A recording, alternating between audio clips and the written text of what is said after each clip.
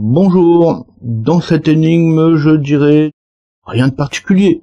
On est encore au tout début de la partie, chaque joueur lance ses pièces, choisit son ouverture, l'un axé sur l'attaque avec la reine, qui va sortir très vite, l'autre sort également sa reine, toujours axé sur l'attaque, les noirs continuent avec le fou. Je vous laisse suivre les quelques coups suivants avant d'en venir au coup suivant à trouver.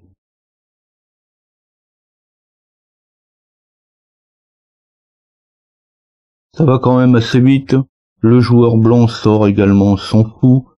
Comme dans toute partie qui démarre très vite, il faut tout de suite arrêter les différents de l'attaque. C'est ce que font les noirs en repoussant et obligeant le fou blanc à reculer. Et chacun reprend le cours de son attaque. Et quel est le coup suivant pour les blancs?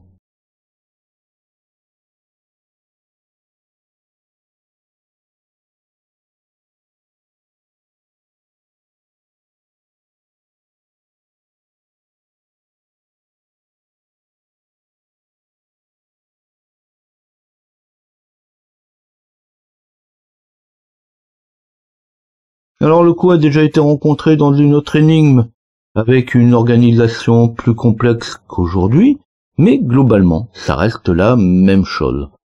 Dans une prochaine vidéo, je parlerai de schéma. L'organisation n'est pas très compliquée, le coup a déjà été vu, trouver le meilleur est abordable facilement.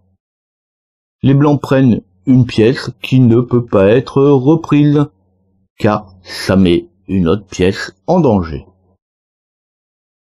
Je l'avais dit dans mes explications précédentes, c'est un grand classique. Ici, le cavalier blanc va se déplacer de C3 en B5.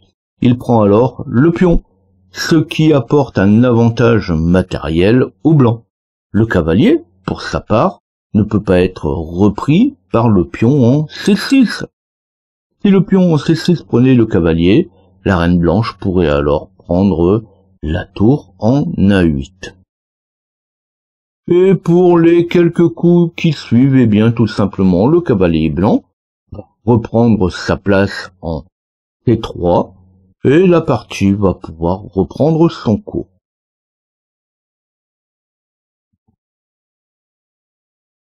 Pour l'avoir déjà dit, les échecs ne se gagnent pas suivant un nombre de coups joués ou un nombre de pièces prises. Certains diront un pion est un pion. Il m'arrive de me dire qu'un pion c'est aussi une future reine. D'autres ne joueraient probablement pas le coup. Il n'apporte rien de stratégique, ni à court, ni à moyen terme. Pour le cas présent, c'était quand même le coup le plus intéressant à jouer.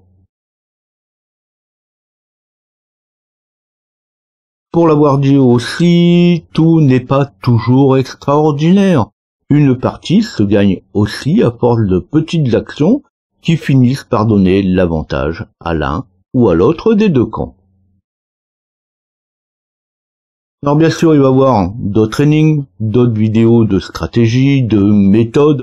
Si vous désirez les retrouver, être averti de leur mise en ligne, abonnez-vous et activez les notifications. Vous pouvez liker si ça vous a plu ou si ça vous permet toujours d'appréhender différemment les échecs. Laissez vos remarques, vos questions, vos suggestions sous la vidéo. Et on se dit simplement à bientôt.